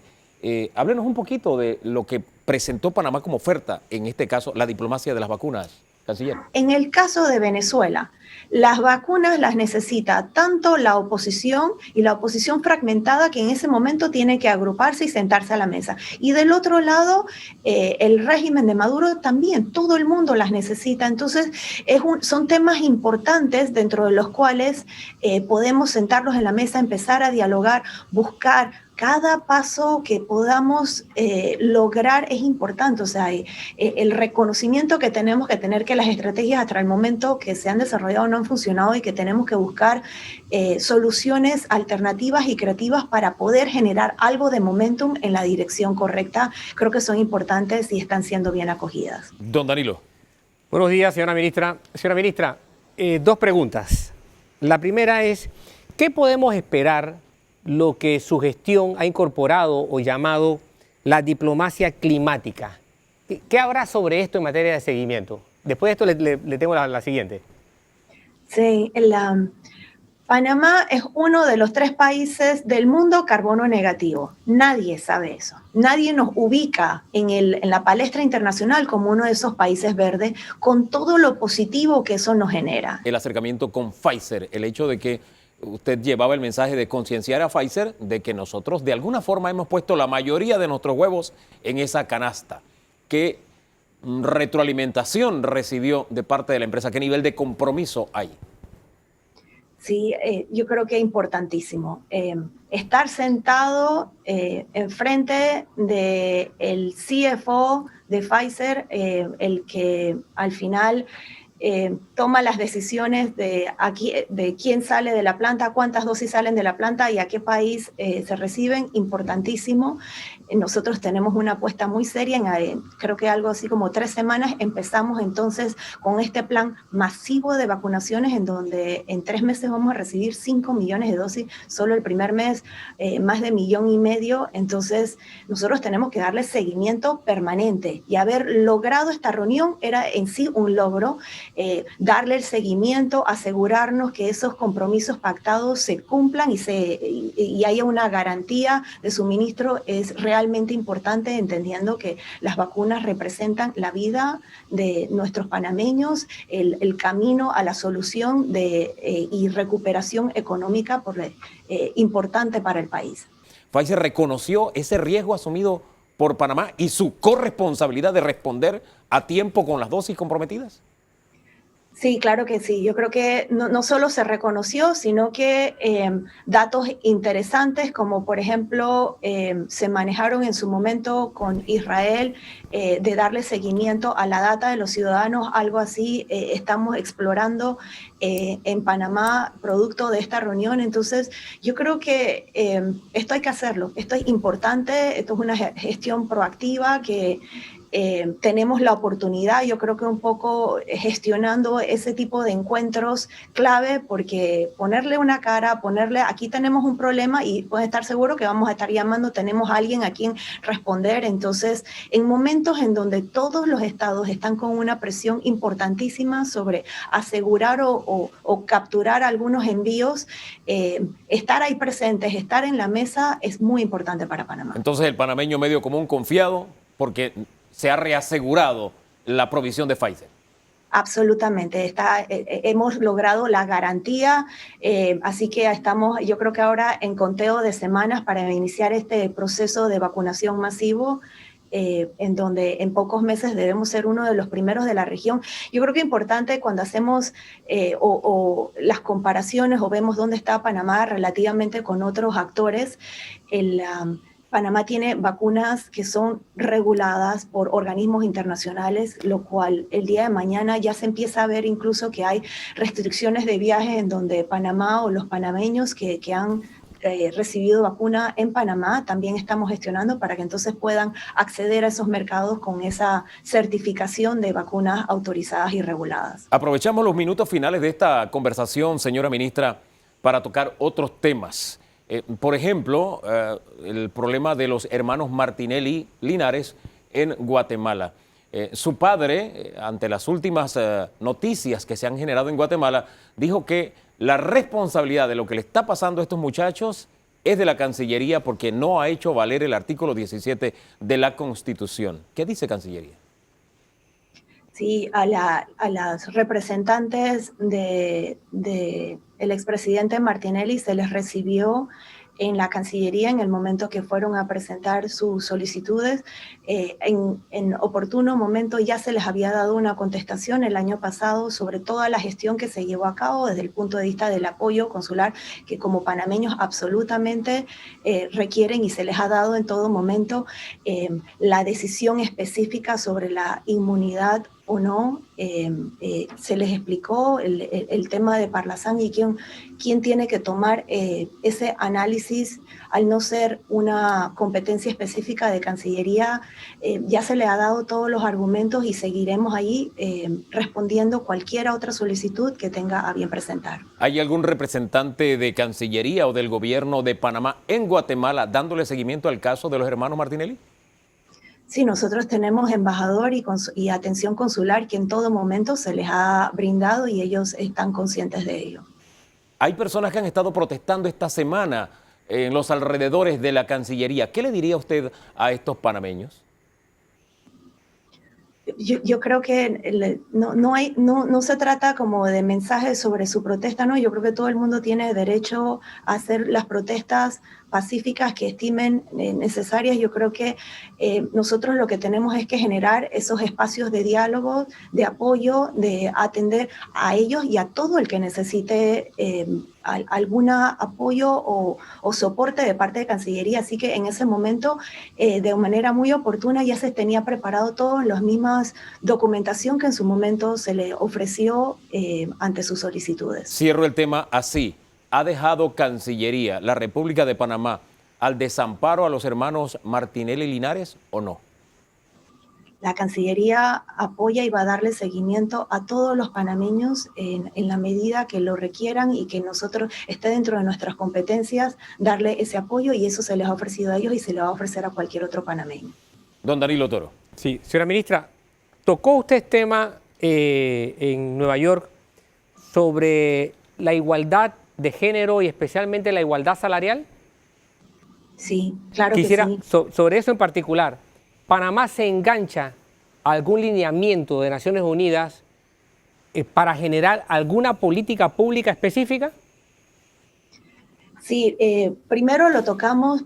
Panamá es uno de los miembros directivos de EPIC, que es la coalición internacional para igualdad salarial. Panamá es uno de los 7 países del mundo que es parte de eso en su comité directivo. Es una de las líneas estratégicas dentro de la política exterior, posicionarnos con respecto a la inclusión e igualdad de género. Dentro de las Naciones Unidas le hemos dado muchísimo apoyo y seguimiento a estrategias muy particulares, y teniendo también ahora ONU Mujeres en Panamá.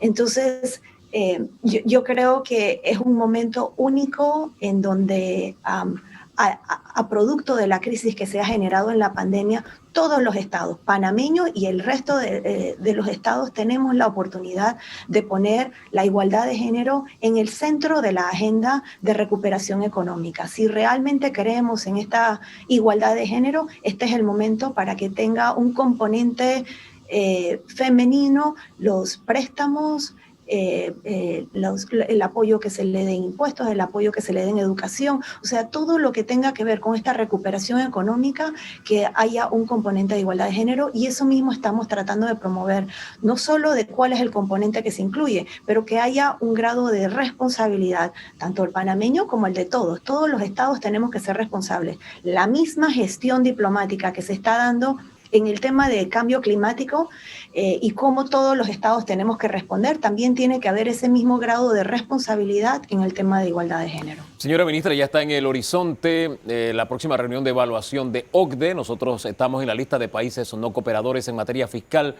¿Qué marcará la diferencia? ¿Podría marcar la diferencia para que Panamá logre salir de ahí? ¿En qué se fundamentará la estrategia de Cancillería?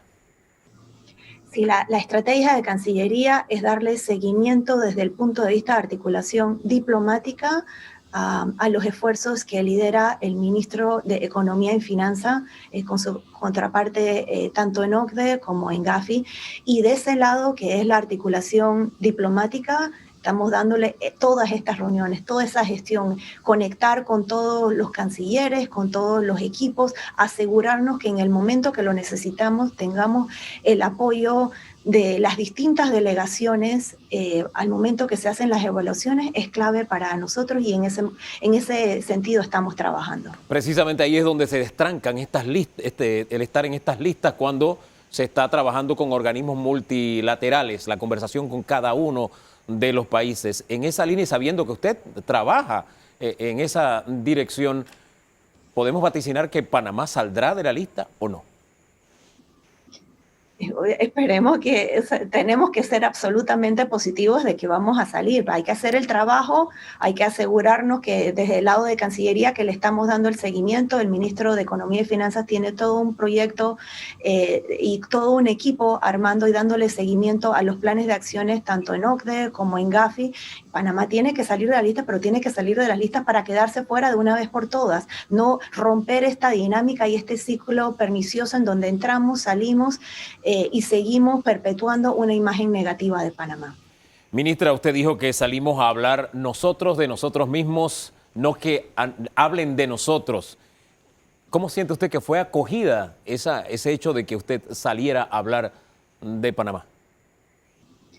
Yo creo que muy positivo, muy positivo. Llenar esos espacios en la esfera internacional, contando nosotros la versión que queremos dar de Panamá, recalcando los muchos aspectos que tenemos para hablar positivamente, para generar una imagen buena, para generar interés, para generar ese sentimiento de transparencia por todas las acciones concretas que tienen que ser en todo momento cómo avanzamos, con acciones concretas en la ruta correcta y de una manera muy definida y ordenada. Las líneas en las que estamos trabajando tienen mucha acogida. El cambio climático es de mucho interés en el plano internacional. La igualdad de género tiene mucho interés. Incluso, como hablábamos ahora, el tema de migración y todo lo que está haciendo Panamá de ese lado también. Entonces, agarrarnos y apalancarnos sobre temas que son de interés y a propósito contar una historia en donde Panamá como socio estratégico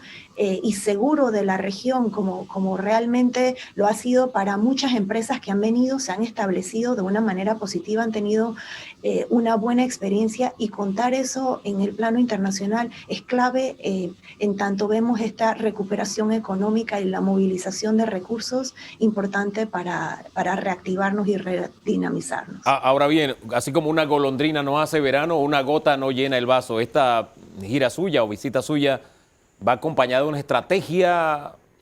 ¿Qué va a pasar de aquí en adelante?